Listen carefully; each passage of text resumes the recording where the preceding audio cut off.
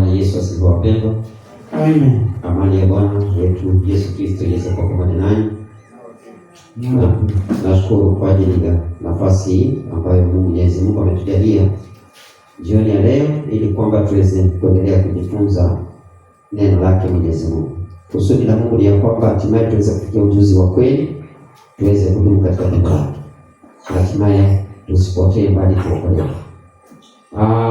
Ni Sabato na ni masaa matakatifu ya Sabato, maana ni jioni baada ya siku ya maandalio ambayo tumeingia siku ya Sabato jioni ya leo. Wakati jua lilitua ndio masaa ya Sabato ilianza. Na ile tu katika masaa matakatifu ya Sabato. Na hivyo kabla tujaanza fundisho la jioni ya leo, ningependa tuombe halafu kisha tuweze kuendelea na fundisho. Tuombe. Baba na Mungu wetu wa mbinguni, jina lako litukuzwe.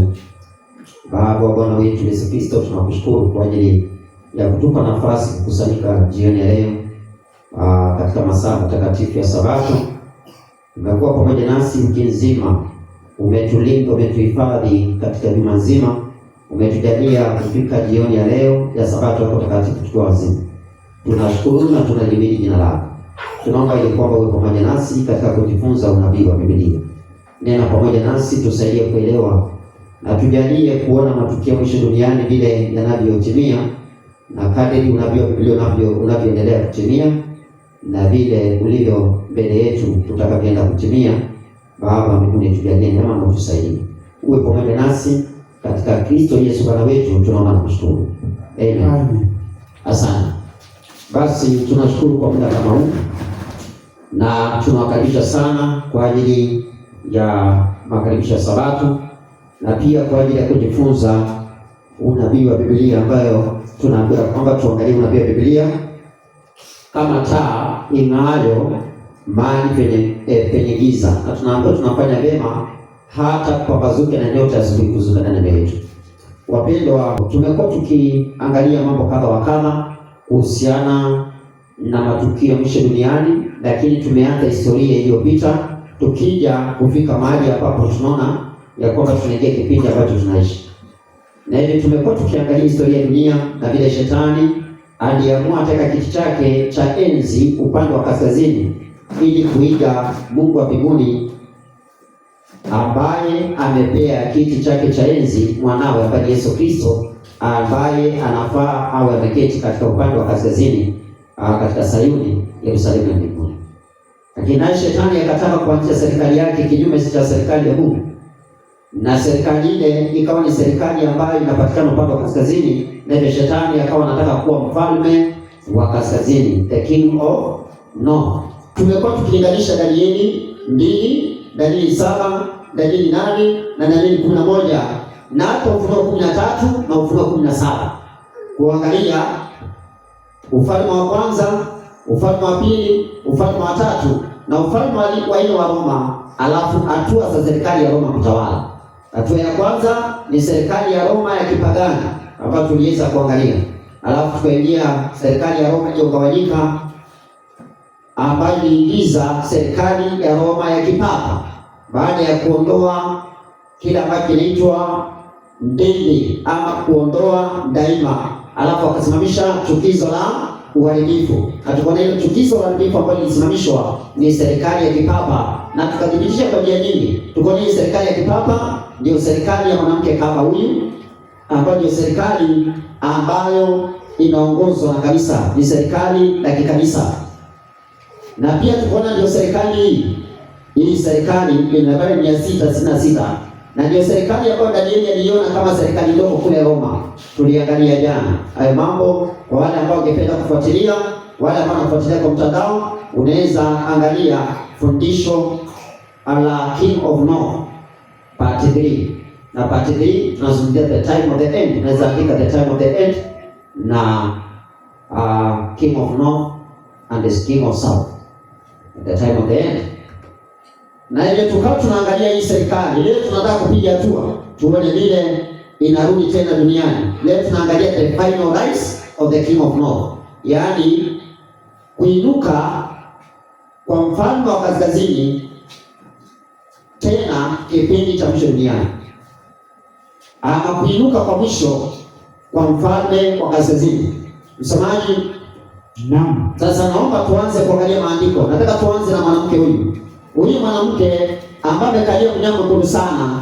Tukiangalia tunaona yule mnyama, maana mwanamke aliposhikana na serikali ama kanisa iliposhikana na serikali likawa ni kanisa la watu wabaya, na tukaona hata katika Danieli 2 kanisa hilo la watu wabaya, tukaona serikali ya Roma miguu ya chuma, alafu hapa kwa nyayo ni nusu chuma na nusu ndogo. Maana yake udongo tukaona ni watu wa Mungu kanisa, alafu ni kanisa liliposhikana na serikali ya Roma likageuka kuwa serikali likageuka kuwa kanisa la watu wabaya. Kwa hivyo kanisa na serikali, church and state, la watu wabaya, mahali ambapo ufalme wa juu, ufalme wa Yesu Kristo unakuja kugonga katika siku za wafalme hao. Hebu tuanzie hapo msomaji. Naomba nipe Danieli 2:44. Danieli 2:44. Chakapa msomaji na ubarikiwe. Danieli 2:44 inasema. Nasemaje? Na katika siku za wafalme hao, na katika siku za wafalme hao, Mungu wa mbinguni atausimamisha ufalme ambao hautaangamizwa milele. Tulia. Mungu wa mbinguni atasimamisha ufalme wake ambao hautaangamizwa milele. Katika siku za wafalme hao. Wafalme gani? Msomaji, Danieli 2:41. Changamka msomaji. Danieli 2:41 inasemaje? Inasema, safi.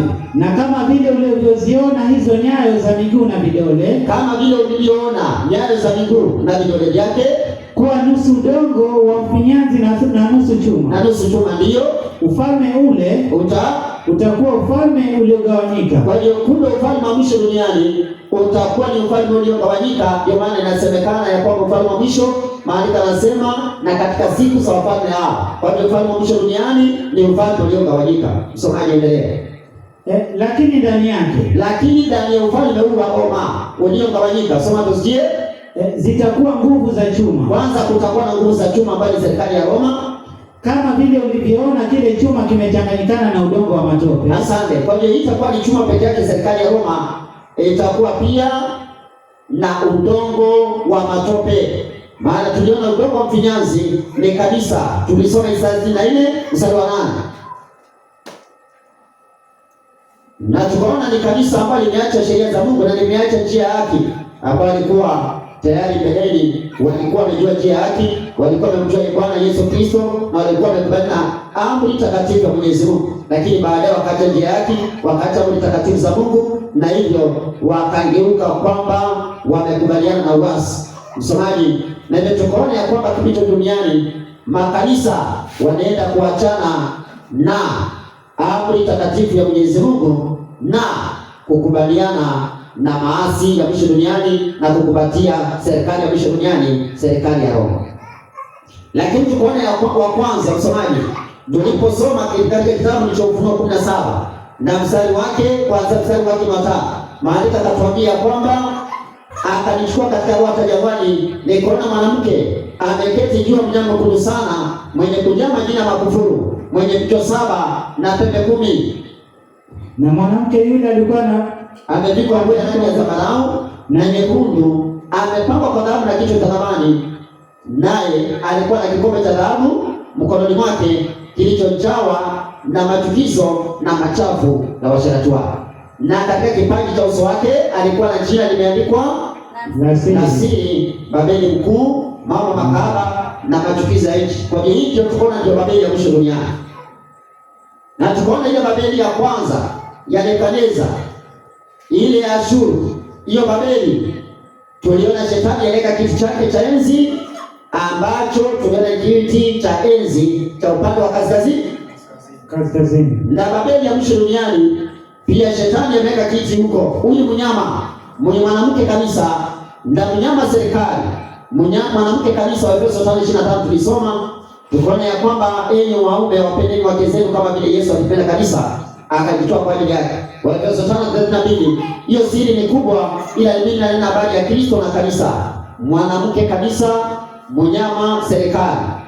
Kwa hiyo hapa tunaona kuna kanisa, serikali na 7:23 maana anasema kanena hili, huyo mnyama wa nne atakuwa ni mfalme wa juu ya dunia. Kwa hiyo maana mwanamke kanisa na maana ya mnyama serikali. Lakini tunaona Yesu hapo na mke wake kanisa lake. Lakini hapa tunaona kuna mwanamke mwingine ambaye amekataa sheria mume wake, ambaye mwanamke ambaye kanisa limekataa sheria ya Bwana wetu Yesu Kristo, sheria ambayo inamtambua Yesu kwamba yeye ndiye Bwana. Sasa tukaona ya kwamba kumbe huyu mwanamke anabebwa na serikali ya kikanisa na serikali ambayo imekataa sheria za Mungu. Na hii serikali pia tukaona ni serikali ambayo iko na majina makufuru. Yaani tukaona ya kwamba kwenye kitabu cha Ufunuo 15 na mstari wake wa kwanza ni serikali iko na majina ya makufuru. Na tukaona kwenye kitabu cha Ufunuo 17 na mstari wa 3 ya kwamba pia huyu mnyama ambaye amebeba mwanamke ana majina makufuru. Tukajiuliza kufuru maana yake nini? Tukaona kukufuru ni ya kwamba ni wakati mwanadamu anajifanya kuwa Mungu na kuchukua majina ya Mungu. Tulisoma Yohana 10:35. Yohana 17:11 ikatuambia kwamba kukufuru majina ya Mungu, moja ya majina ya Mungu ni Baba Mtakatifu. Na hivyo tulikuwa ni serikali ya Baba Mtakatifu, serikali ambayo mwanadamu amejifanya Mungu, na ndio serikali ambayo iko na kanisa. Ufunuo 17:18 msomaji. Tukiona kwamba ndio serikali iliyo na kanisa. Alipe habari. Na yule mwanamke uliyemwona, ni mji ule mkubwa, wenye ufalme juu ya ufalme wa nchi. Kwa hiyo ili tukaona ya kwamba ni kanisa la kiserikali, ni kanisa liko na mji, na mji wake uko na ufalme juu ya wafalme wote wa dunia.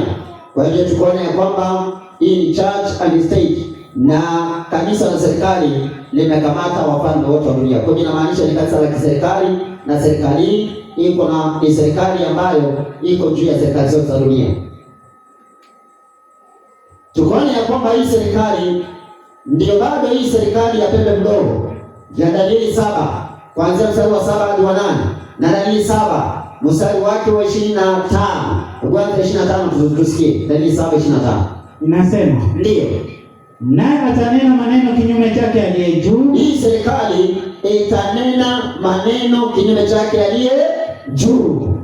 Naye atawadhoofisha watakatifu wake aliye juu.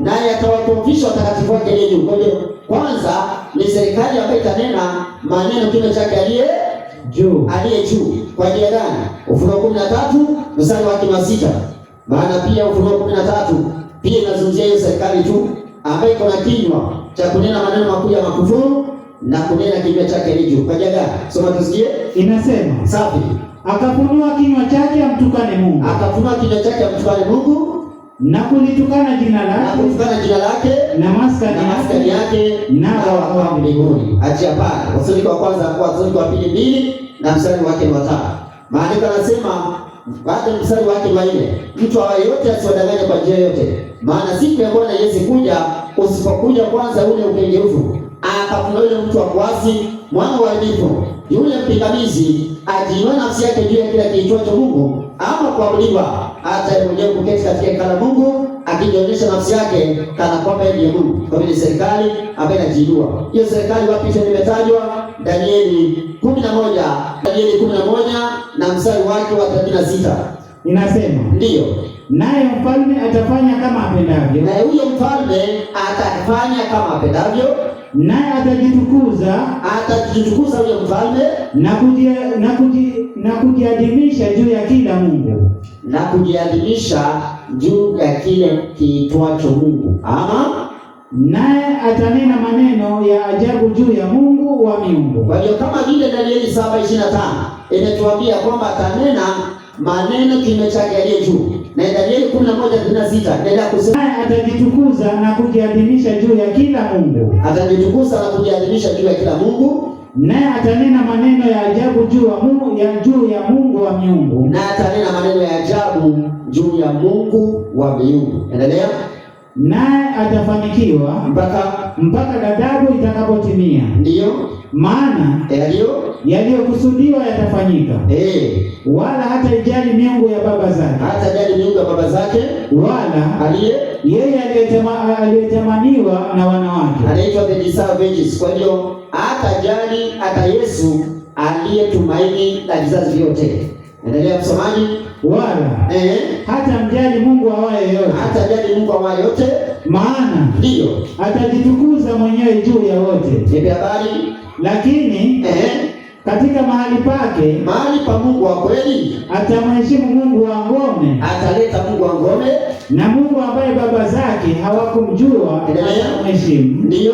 Kwa dhahabu na fedha. Atamheshimu kwa dhahabu na fedha, na vito vya thamani, na vitu vipendezavyo. Endelea msomaji. Naye ndio ataziteka nyara ngome, atateka nyara ngome zenye nguvu. Endelea.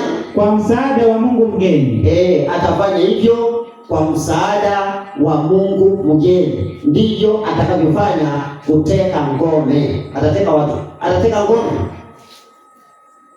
kwa msaada wa Mungu mgeni. Endelea msomaji. Inasema na yeye ndio atakayemkubali atamwongeza kwa utukufu. Ndio. Naye atawapa kumiliki wengi. Asante. Kwa hiyo wale ambao atakubaliana na yeye atawapea kutawala dunia, wale ambao atakubaliana na yeye. Ndio maana hiyo serikali ni serikali ambayo ni serikali ambayo ni juu ya serikali zote za dunia. Yeye ndiye anaamua nani atawale, nani asitawale. Hiyo serikali ndivyo ilivyokuwa. Sasa msomaji. Naam. Sasa maandiko yakatuambia pia kwamba hii serikali walikataa sheria ya Mungu. Rudi Danieli 7:25. Danieli 7:25 inasema ndio, naye atanena maneno kinyume chake aliye juu. Nipe habari. Naye atawadhoofisha ndio watakatifu wake aliye juu. Nipe habari. Naye atazimu kubadili majira na sheria. Naye atazimu kubadili majira na sheria za Mungu. Kwa hiyo kama aliamua kubadilisha majira na sheria, inamaanisha kwamba atakataa na sheria za Mungu. Naomba nipe Danieli 11, nipe mstari wake wa 32. Twende. Danieli 11:32 nasema. Safi. Na wao wafanyao maovu juu ya hilo agano. Na wale ambao wanafanya maovu juu ya agano la Mungu, ndio atawapotosha kwa maneno ya kujipendekeza. Atawapotosha kwa maneno ya kujipendekeza. Maana yake ataleta maneno ya kujipendekeza yanayopinga Mungu, na ili kwamba ajipendekeze kwao, maana tayari wameacha agano takatifu. Endelea. Lakini watu wamjua Mungu wao, lakini wale watu ambao wanamjua Mungu wao watakuwa hodari na kutenda mambo makuu. Na watatenda mambo makuu. Ni serikali ambayo itapotosha watu kwa maneno ya kujipendekeza, na wale ambao watapotoshwa ni wale ambao wanaacha agano takatifu. Hata Wasalonike wa 2:2, naomba nipatie mstari wake ni wa 9. Maandiko pia yanasema mambo haya hayo. Yule ambaye kuja kwake ni kwa mfano wa kutenda kwake Shetani. Yule ambaye kuja kwake ni kwa mfano wa kutenda kwake Shetani. Kwa uwezo wote na ishara ya ajabu za uongo. Kwa ajabu zote na ishara za uongo. Endelea. Na katika madanganyo yote ya udhalimu. Na katika madanganyo yote ya udhalimu. Kwa hao wanaopotea. Endelea. Kwa sababu ndio hawakuipenda ile kweli. Hawakupenda ile kweli. Wapate kuokolewa. Kwa hiyo ndio Mungu awaletea nguvu ya upotevu. Mungu atawaletea nguvu ya upotevu. Waamini uongo ili wahukumiwe wote ambao hawakuamini kweli. Bali ndio walikuwa wakijifurahisha katika udhalimu. Kwa hiyo hii ni serikali ambayo italetea watu madanganyo na itafanya watu wadanganyike, wakatane na kweli ambayo ni Yesu Kristo, kweli ambayo ni neno la Mungu, na kweli ambayo ni sheria za Mungu. Na hii serikali ndio maana Ufunuo 15 maandiko yanasema katika kitabu cha Ufunuo 14 mstari wa 9 nasema, mtu yeyote akiabudu mnyama na sanamu yake na kuipokea chapa ya mnyama katika kipaji cha uso wake. Hii inamaanisha kwamba hii serikali ina chapa yake, yaani alama yake, ina chapa yake, muhuri wake. Somaji. Na tunaona ya kwamba muhuri wa Mungu, Isaya 8:16 tumekuwa tukijifunza na tukagundua kwamba muhuri wa Mungu ni sheria zake. Kunipe habari kwa andiko hilo. Tunasoma Isaya 8 na mstari wake wa 16, maandiko yanasema, ufunge huo ushuhuda, ukaitie muhuri sheria kati ya wanafunzi wangu. Kumbe sheria ndio muhuri wa nani? Wa Mungu. Wa Mungu kati ya wanafunzi wake Yesu. na huo muhuri unatiwa kupitia Roho Mtakatifu wa Mungu. 4:30 kitabu cha Waefeso 4 na mstari wake ni ule wa 30. Kwa hiyo muhuri wa Mungu ni sheria zake, si Roho Mtakatifu. Roho Mtakatifu ndiye anatumika kutuweka huo muhuri. Maandiko yanasema hivi, msomaji, Waefeso 4 mstari wake ni wa 30, nasema ndiyo, wala ndiyo, msimhuzunishe yule Roho Mtakatifu, msimhuzunishe yule Roho Mtakatifu wa Mungu, ndiyo, ambaye kwa yeye mlitiwa muhuri hata siku ya ukombozi. Kwa hiyo Roho Mtakatifu ni Roho wa Mungu. Roho Mtakatifu ni Roho wa Mungu, na kupitia kwake tunatiwa muhuri. Lakini huo muhuri ni sheria za Mungu. Ndio maana maandiko yanasema hizo sheria za Mungu ambazo ni muhuri wa Mungu zinatiwa katika vipaji vya nyuso zetu, katika kipaji cha uso wetu, katika vipaji vya nyuso zetu. Kwa njia gani? Waebrania 8 na mstari wake wa 10. Waebrania 8 na mstari wake wa 10. Changamka msomaji. Waebrania 8:10 nasema, ndiyo, maana hili ndilo agano nitakaloagana na nyumba ya Israeli. Maana hili ndilo agano nitakaloagana na nyumba ya Israeli baada ya siku zile, asema Bwana, ndiyo, nitawapa sheria zangu katika nia zao, nitawapa sheria zangu katika nia zao, na katika mioyo yao nitaziandika, nami nitakuwa Mungu kwao, nao watakuwa watu wangu. Watu wa Mungu watatiwa muhuri katika vipaji vya nyuso zao. Na huo muhuri ni sheria za nani? Za Mungu. Zitawekwa katika nia zetu na ndani ya mioyo yetu. Mungu anasema ataziandika, naye atakuwa Mungu kwetu, na atakuwa nasi tutakuwa watu wake. Waebrania 4 na mstari wake wa 9.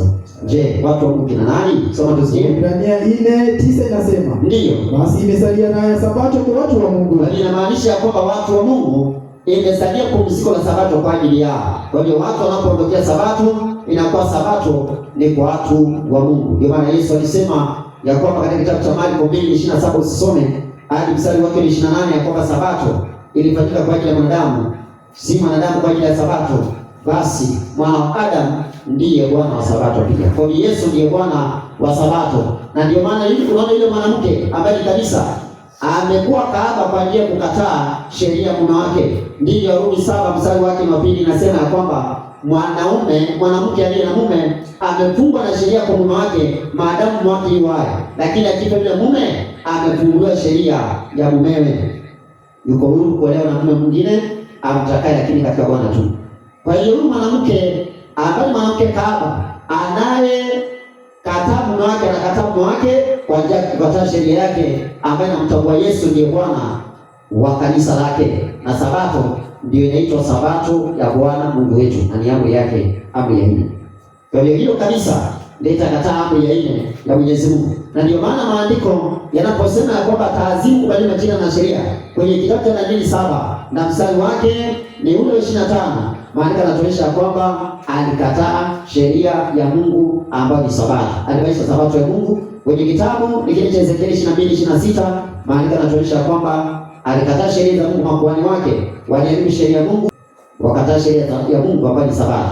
Na pia kitabu cha Isaya 24 na mstari wake wa 5 ya kwamba alikataa sheria za Mungu wakati walibadili amri moja ambayo ni agano la milele, ambayo kitabu cha Kutoka 31 na mstari wake wa 16 inatuambia Sabato ni agano la milele. Wakatoa Sabato ya Mungu kutoa siku ya 7 ya juma, wakapeleka siku ya kwanza ya juma, na hivyo hata wao wakakubali ya kwamba baada ya kuibadilisha ya kwamba Jumapili ndio alama ya mamlaka yao.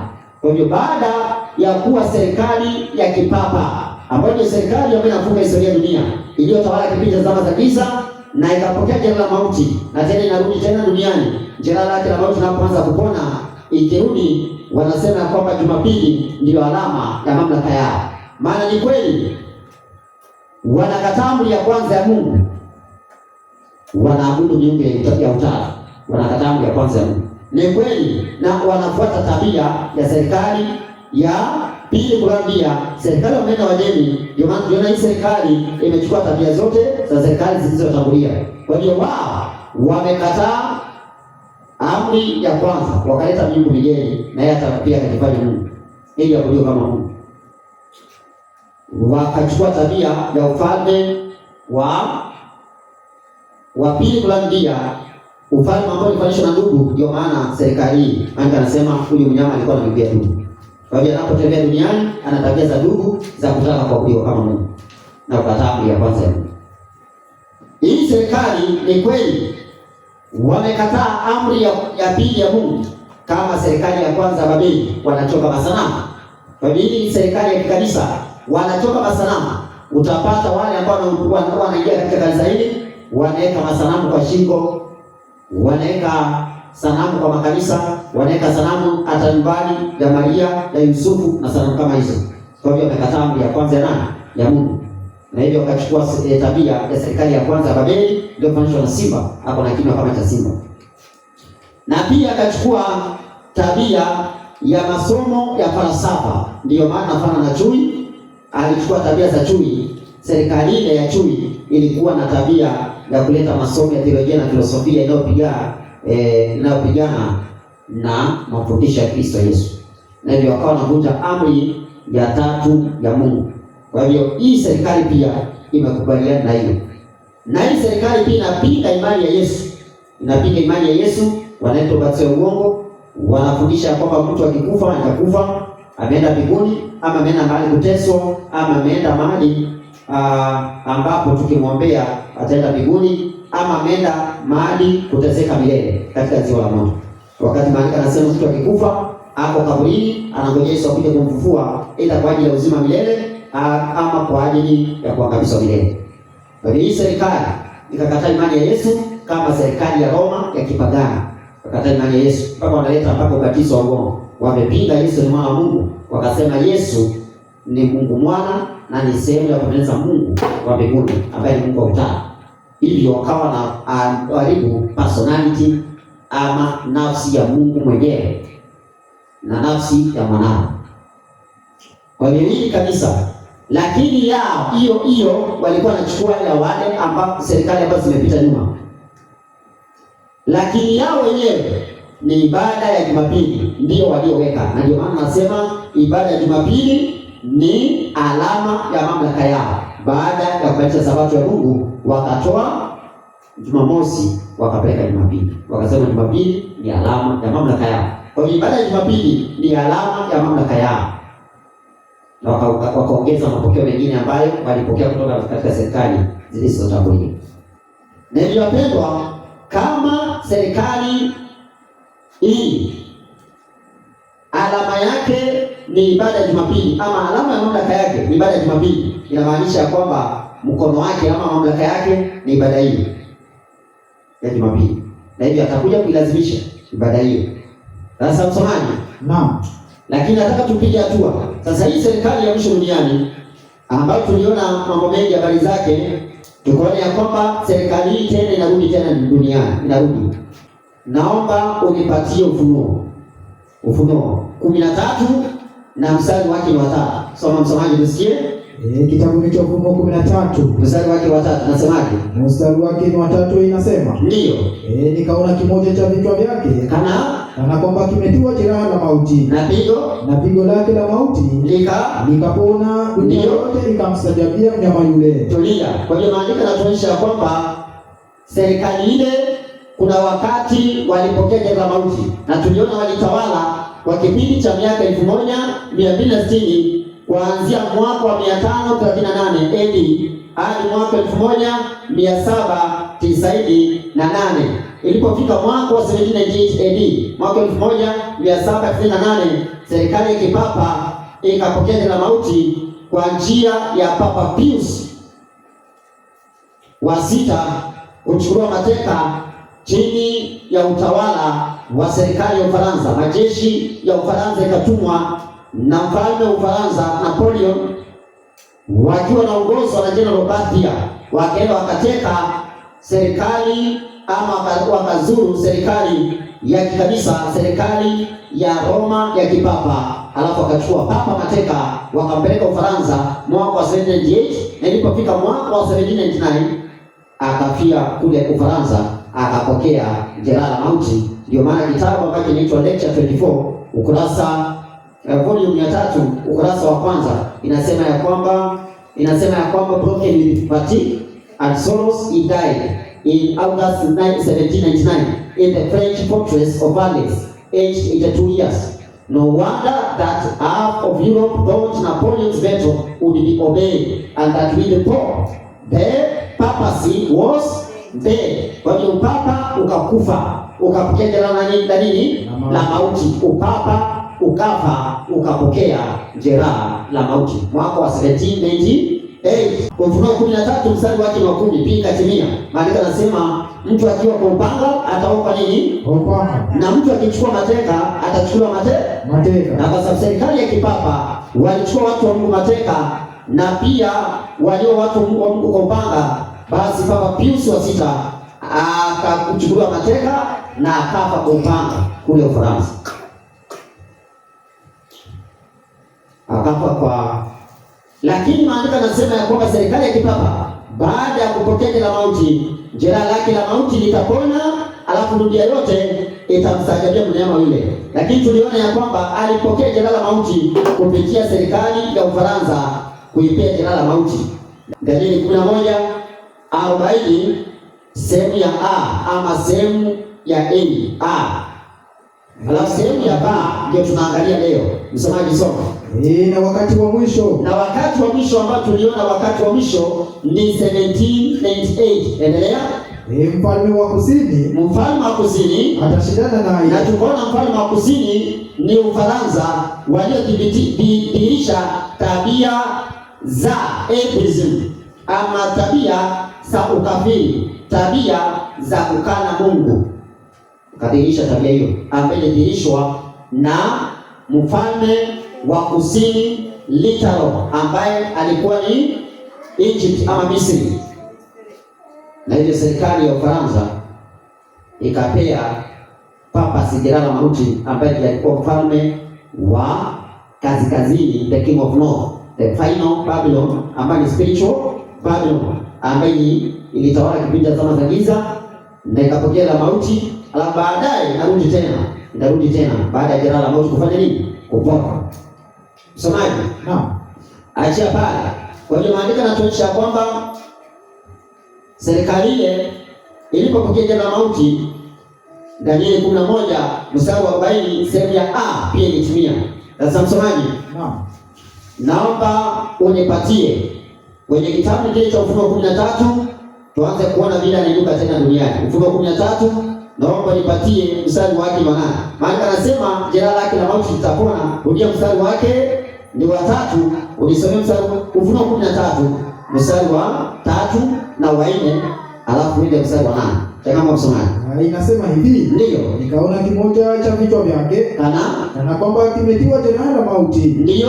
Na pigo lake la mauti likafanya nini? Likapona. Baada ya 1798 jeraha lake la mauti linafaa lipone. Endelea msomaji. Dunia yote ikamstajabia mnyama yule. Baada ya kupokea jeraha la mauti na baada ya jeraha lake la mauti kupona, dunia yote itaweza kumstajabia yule mnyama. Dunia yote inaenda kuabudu yule mnyama. Sasa nipo Ufunuo 13, nipe mstari wa 8.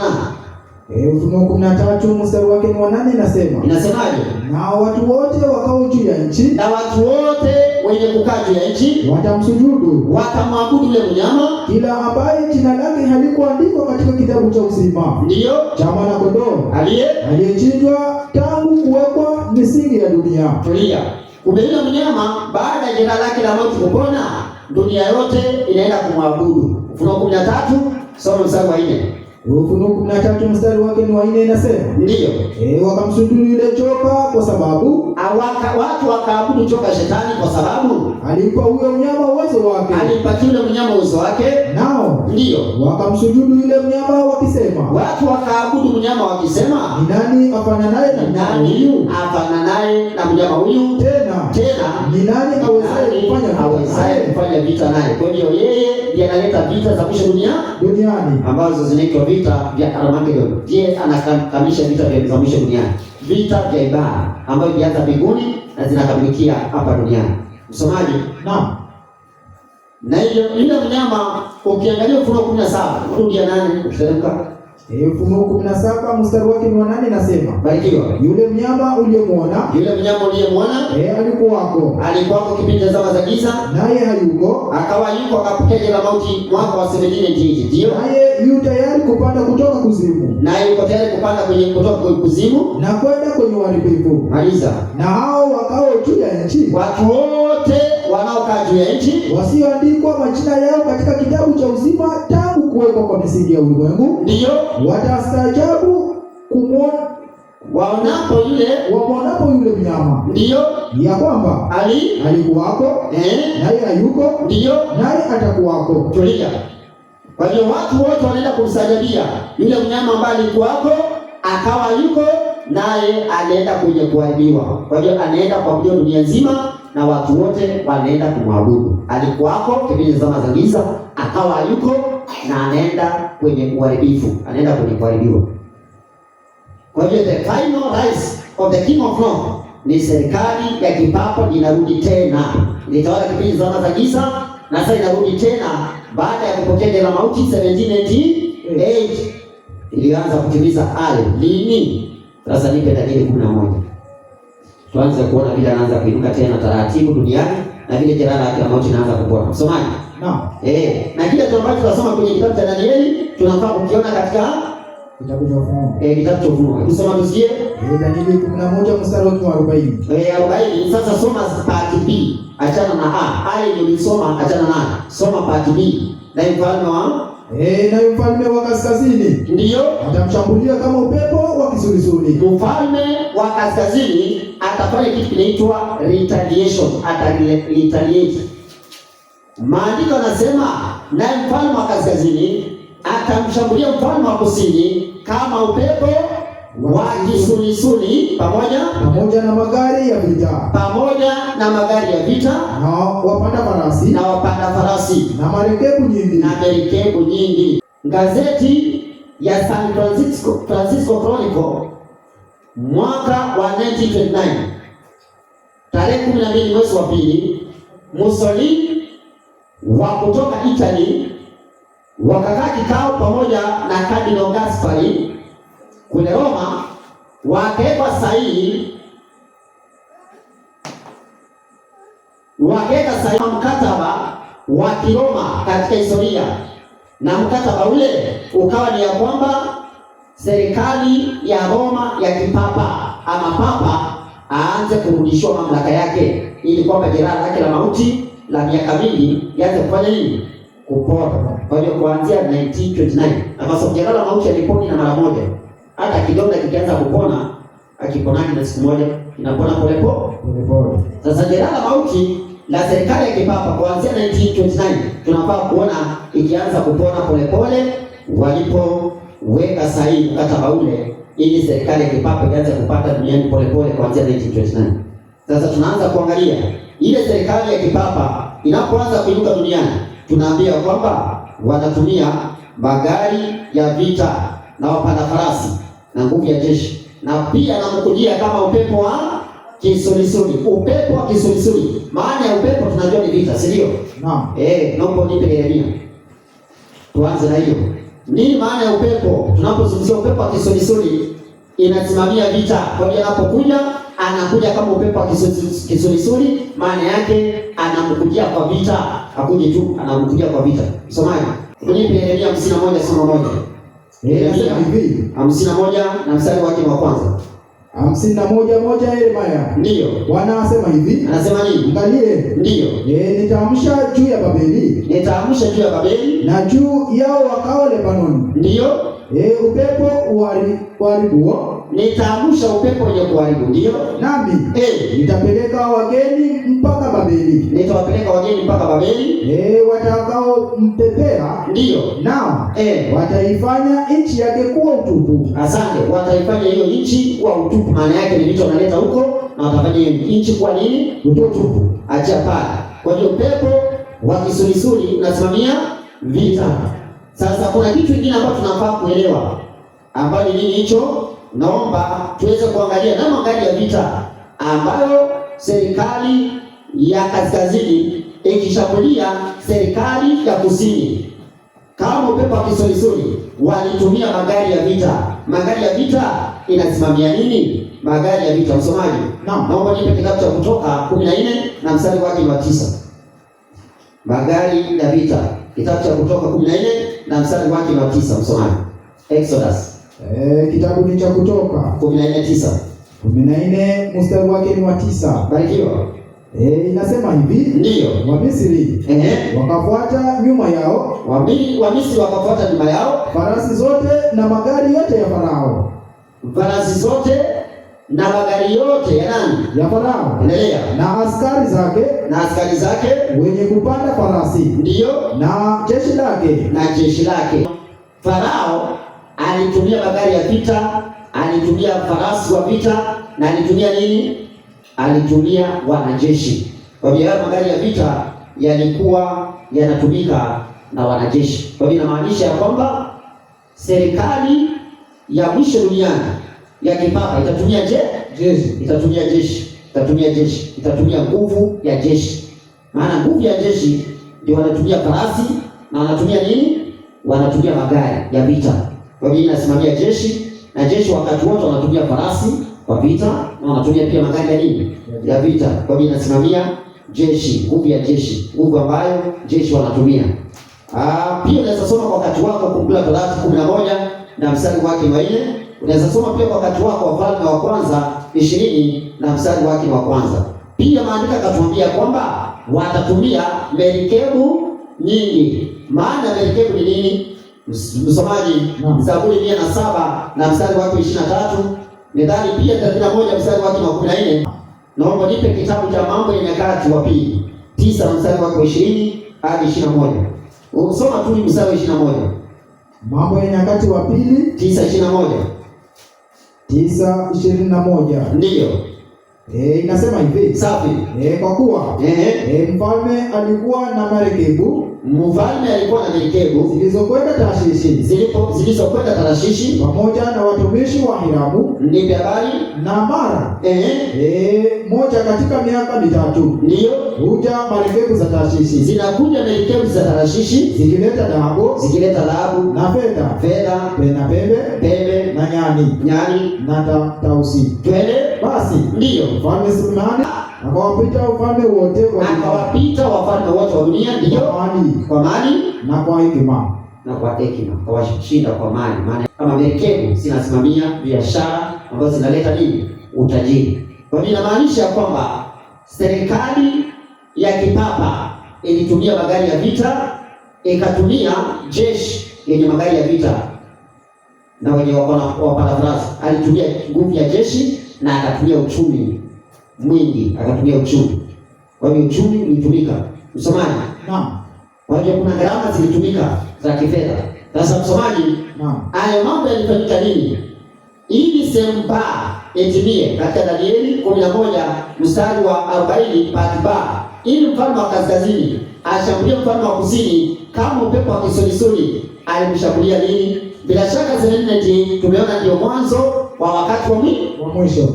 Na hivyo kuanzia hapo serikali ya kipapa baada ya kuingia mauti, tunaona baadaye serikali inarudi duniani. Lazima tuone katika kipindi cha mwisho kuanzia 1798 tuone wapi tena serikali ya kipapa inarudi tena kushambulia ufalme wa kusini. Na tuliona ufalme wa kusini ni serikali yoyote ambayo inafika mahali pa kusema ya kwamba hakuna Mungu na kutotambua Mungu, ukafiri. Yaani serikali ambayo inadhihirisha kitu kinaitwa atheism. Serikali ambayo inadhihirisha atheism. Baada ya serikali ya Ufaransa tunajua kwamba 1798 baada ya serikali ya Ufaransa kudhihirisha atheism, baadaye waliondokea atheism na wakaacha kuwa serikali ya atheism, wakarudi kuwa serikali ya kikanisa. Kwa hiyo serikali ya Ufaransa iliacha kuwa serikali ya atheism, ikaanza kuwa serikali ya kikanisa. Lakini baadaye tunapata kwamba miaka ya 1980s ulianza kuinuka serikali nyingine iliyoanza kudhihirisha kitu kinaitwa communism, atheism, yaani tabia za ukafiri na tabia za kukana Mungu na si taifa lingine. Hebu kwanza urudie hiyo Danieli 11:40. Si nchi nyingine bali ni nchi ya USSR. Na USSR haikuwa ni nchi moja. Hebu soma usikie. Danieli 11 mstari wake ni 40. Twende. Na wakati wa mwisho, mfalme wa kusini atashindana naye. Ndio. Na mfalme wa kaskazini atamshambulia kama upepo wa kisulisuli. Atamshambulia mfalme wa kusini kama upepo wa kisulisuli, pamoja na magari ya vita, maana yake atatumia jeshi na wapanda farasi, na atatumia hiyo nguvu ya jeshi. Twende. Na marekebu nyingi, atatumia pia marekebu nyingi. Kwa hiyo atakapokuwa anaelekeza vita vyake atatumia jeshi. Endelea msomaji. Na marekebu nyingi atatumia uchumi, atatumia gharama za uchumi. Sasa msomaji, naam, tunaona ya kwamba kuna taarifa nyingine ambayo ilitokea duniani. Maliza andiko kwanza. Naye ataingia katika nchi hizo na kufurika, na ataingia katika nchi hizo. Kwa hiyo ilikuwa ni nchi moja, zilikuwa ni nchi nyingi, na kufurika na kupita katikati. Kwa hiyo hizo nchi ataingia huko, atafurika, atapita katikati, ataziangamiza hizo nchi. Sasa hizo nchi ni nchi ambazo zinaitwa communism. Mwaka gani? Katika historia mwaka wa 1989 tunaona ya kwamba serikali ya kipapa ikiongozwa na Papa Paulo wa pili, waliweka mkataba na wakasalimiana na mfalme wa Marekani, wakafanya kitu kinaitwa Holy Alliance, wakafanya handshake kama vile Herode na Pilato walifanya handshake wakati wanaenda kuwa kusulubisha Yesu. Walipatana kwa urafiki, na hapo mbeleni walikuwa maadui. Tunajua kwamba serikali ya kipapa mbeleni ilikuwa na uadui na serikali ya Marekani, lakini maana serikali ya Marekani haikujengwa katika misingi ambayo serikali ya kipapa ilikuwa imejengwa. Maana serikali ya kipapa ilijengwa katika misingi ya kuunganisha serikali na kanisa, ama serikali na dini, siasa na dini. Lakini serikali ya Marekani ilijengwa tofauti. Ufunuo 13:11 ndio ni kuonyesha serikali ya Marekani. Nitaomba msomaji. Ufunuo 13 na mstari wake wa 11. Inasemaje msomaji? Ufunuo 13:11 inasema. Ndio. Kisha nikaona mnyama mwingine akipanda kutoka katika nchi. Nikaona mnyama mwingine anapanda kutoka katika nchi. Ndio. Alikuwa na pembe mbili, mfano wa mwana kondoo. Kuna mnyama mwingine ambaye alionekana akitoka katika nchi, naye alikuwa na pembe mbili, mfano wa mwana kondoo. Wacha nikuonyeshe mnyama. Mnyama mwingine akipanda kutoka katika nchi, naye alikuwa na pembe mbili, mfano wa mwana kondoo. Maliza andiko. Akanena kama joka. Baadaye mnyama akanena kama joka. Serikali ya Marekani ilipokuwa inuka duniani, iliinuka kwa unyenyekevu kama mwana kondoo. Mwana kondoo tunamjua ni Yesu Kristo. Kwa hiyo serikali ilipokuwa inuka duniani, iliinuka kwa unyenyekevu kama nani? Kama Yesu. Ikawa na unyenyekevu kama Yesu. Maana mwana kondoo ni Yesu. Hiyo ni Yohana 1. Kwa hiyo ikawa tulivu na unyenyekevu kama Yesu na kama mwana kondoo. Lakini baadaye wakanena kama joka. Kabla wanene kama joka, walikuwa na pembe mbili. Pembe moja uprotestanti ama dini, na pembe nyingine ujamhuri ama republicanism ama serikali civil power. Kwa hiyo serikali ya Marekani ikawa hakuna serikali kuingilia dini na dini kuingilia serikali. Ukawa na uhuru wa dhamiri katika nchi ile, katika masuala ya ibada na katika masuala ya kidini. Lakini serikali ya kipapa ilikuwa kinyume cha misingi hiyo. Walikuwa na misingi ya kwamba watu wanafaa kulazimishwa dhamiri yao. Katika masuala ya ibada. Watu walazimishwa ibada ya uongo. Lakini serikali ya Marekani waliweka dini kando, serikali kando. Lakini baadaye tunaambiwa serikali ya Marekani walinena kama joka. Na tunaambiwa hii serikali ilitoka katika nchi, lakini serikali ilitoka katika bahari. Bahari inasimamia watu wengi katika mataifa. Nchi inasimamia mahali kuna watu wengi. Na Ufunuo 12 mstari wake wa 14 ukiteremka 15. Msomaji changamka.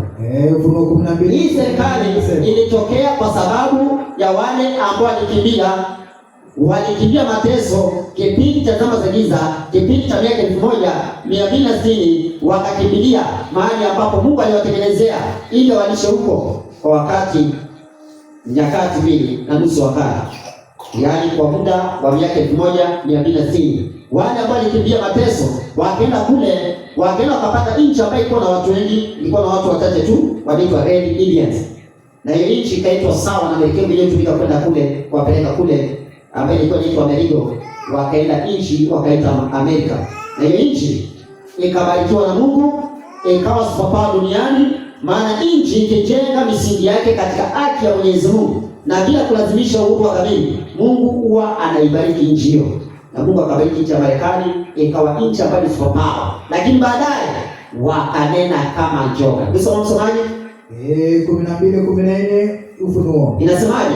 Mwanamke yule akapewa mabawa mawili ya tai. Nipe habari. Yule mkubwa. Ndiyo. Ili aruke aende zake nyikani. Hiyo ni kanisa la Mungu. Wakapelekwa wakaenda nyikani. Mabawa inasimamia uwepesi wa haraka. Hiyo ni kitabu cha Habakuki 2:1 na mstari wake 6 hadi mstari wa 8. Mabawa ya tai inasimamia uharaka na uwepesi wa kwenda. Kwa hiyo walikuwa uwepesi wa kutoroka. Soma andiko msomaji. Hata mahali pake. Ndiyo.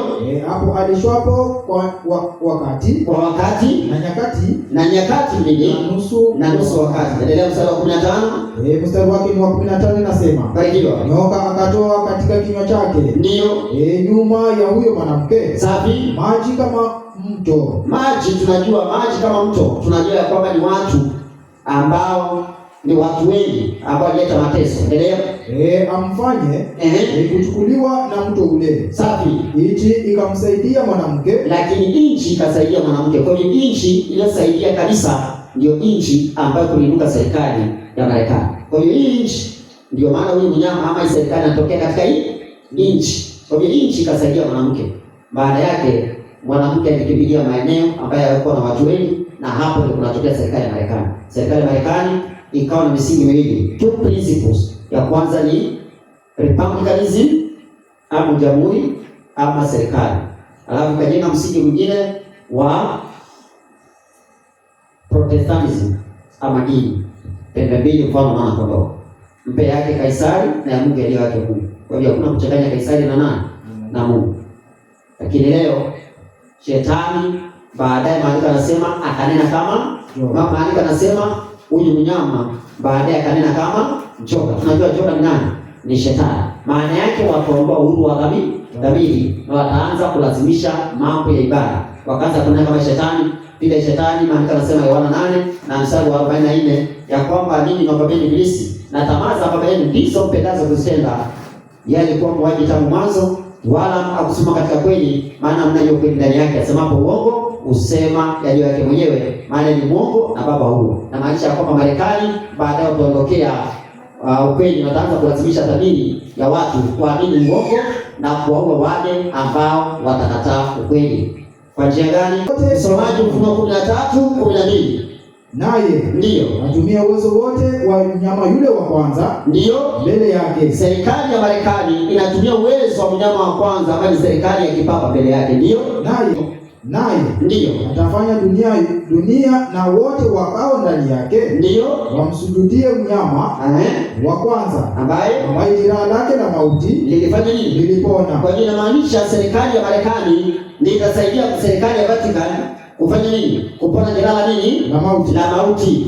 Na ndio maana serikali ya kipapa vile iliondoa vikwazo vitatu kipindi walipoanza kutawala, ili waingie kutawala kipindi cha zama za giza, wakaondoa Heruli, Bandos na Osogodi. Serikali ya Roma kipagani pia ikaondoa vikwazo vitatu, ikaingia nchi ya uzuri, ikaingia Misri upande wa kusini, na ikaingia upande wa magharibi ambayo waliteka Wayunani ama Wagiriki, wakaingia kutawala serikali ya Roma kipagani. Serikali ya kipapa mara ya kwanza kipindi cha zama za giza wakashinda Heruli, Bandos na Osogodi, vikwazo vitatu, wakatawala dunia. Sasa Roma, sasa serikali ya Marekani ndiyo itasaidia serikali ya kipapa kupona jeraha la mauti. Kwa hiyo serikali ya Marekani itafanya dunia yote na wale wanakaa ndani ya dunia waabudu serikali ya kipapa. Kwa hiyo serikali ya kipapa inataka kuabudiwa na wako na vita za mwisho duniani, vita za ibada. Sasa wanazianzisha wapi? Kwanza lazima waondoe kikwazo cha kwanza chao ambacho ni communism ama atheism. Maana kukiwa na mataifa ambayo inaamini hakuna Mungu, mataifa, unajua mtu mmoja, watu kadha wa kadha mmoja katika sehemu mbalimbali au hawezi kuwa tishio kwa serikali ya kipapa. Lakini taifa nzima ama mataifa kadhaa yakiwa na msingi huo wa communism ama atheism, ukana Mungu, serikali ya kipapa haiwezi kuwa na nguvu ya kutawala dunia. Kwa hiyo lazima serikali ya kipapa kwanza imalizane na kitu kinaitwa atheism, communism.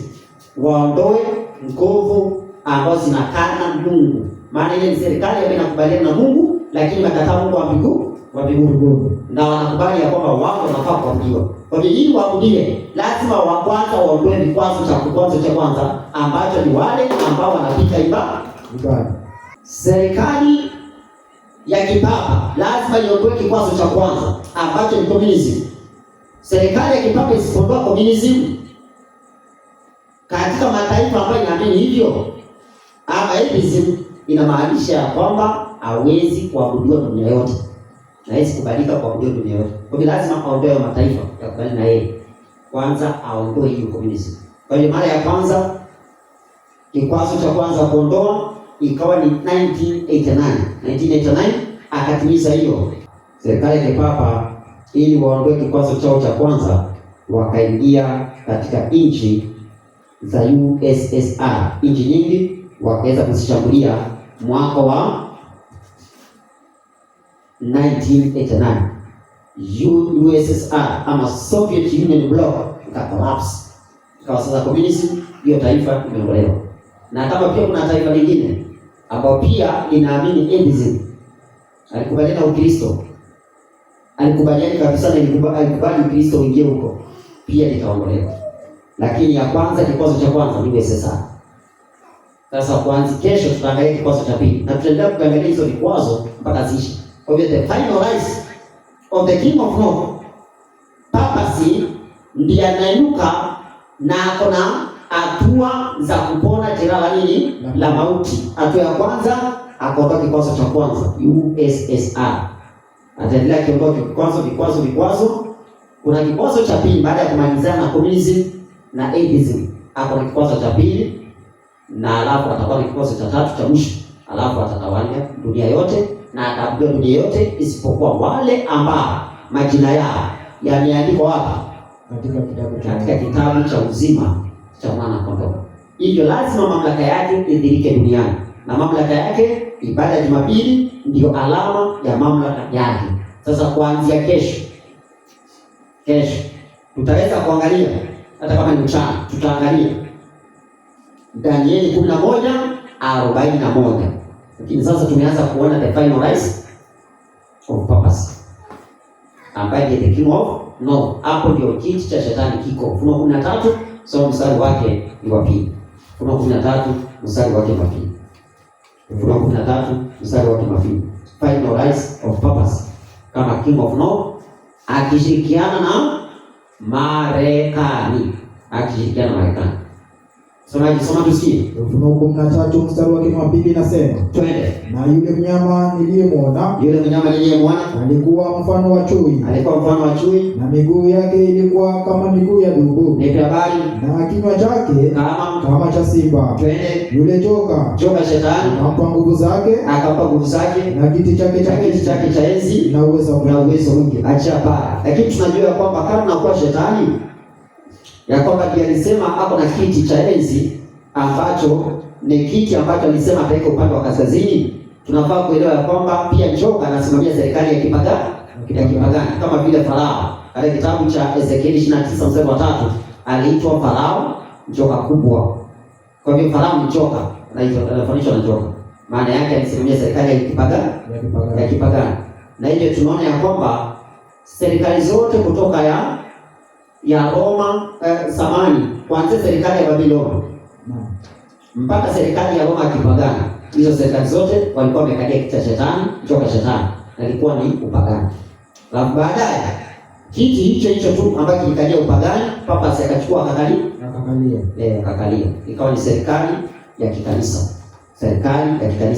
Lakini kabla ya mauti, baada ya jeraha la mauti inafanya nini? Inapona. Kwa hivyo kuanzia kesho tunaanza kupiga hatua zenye serikali ya kipapa inapiga, tukieleza yale ambayo yameandikwa. Wapendwa, tusimamie pale kwa leo. Ndio. Alafu sasa kesho tukichambua hayo mengine, tuulizane maswali sasa. Natumai nieleweka kufika hapo.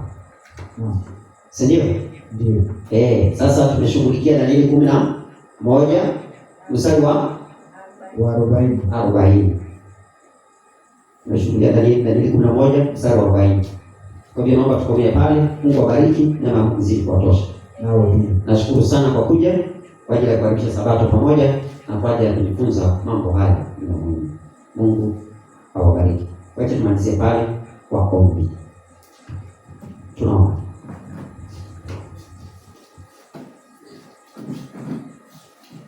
Baba na Mungu wetu wa mbinguni, jina lako litukuzwe. Tunakushukuru kwa ajili ya kutufunza unabii wa Biblia. Tunakushukuru kwa kusaidia kuelewa matukio ya mwisho duniani bila yanavyoendelea. Tunaamini ya kwamba utatuandaa ili matukio haya yanapofanyika tutaweza kusimama imara hatimaye, tusije tukapotea. Tunaomba ili kwamba utubariki kila mmoja wetu, bariki kazi ya mikono ya watu wako. Tunapenda manyumbani kupumzika, uwe pamoja nasi. Tujalie nafasi ya kukusanyika kuanzia asubuhi kwa ajili ya ibada ya Sabato. Sivyo peke yake, tunaomba ili kwamba uendelee kutuandaa kwa ajili ya ufalme wako na kwa ajili ya uzima milele. Tusaidie kusimama imara matukio ya mwisho duniani yanapofanyika, ukitulinda dhidi ya yule mwovu ibilisi. Usikubali kututia katika majaribu, bali zidi kutuokoa na yule mwovu. Ukitulinda na malaika wako watakatifu wenye nguvu wanaohudumia watakatifu wako, watuhudumie pia. Katika Kristo Yesu Bwana wetu tunaomba na kushukuru. Amen. Asante. Mungu awabariki. Neema ya Yesu iwatoshe. Asanteni kwa kutazama Sauti Nyikani Ministry. Tafadhali sajili na uweze kusambaza kwa ajili ya kuendelea kupokea njumbe zingine kama hizi za kiunabii. Mungu awabariki na kuwazidishia neema yake zaidi. Thank you for watching Sauti Nyikani Ministry. Please share and subscribe for more prophetic messages. May God bless you all.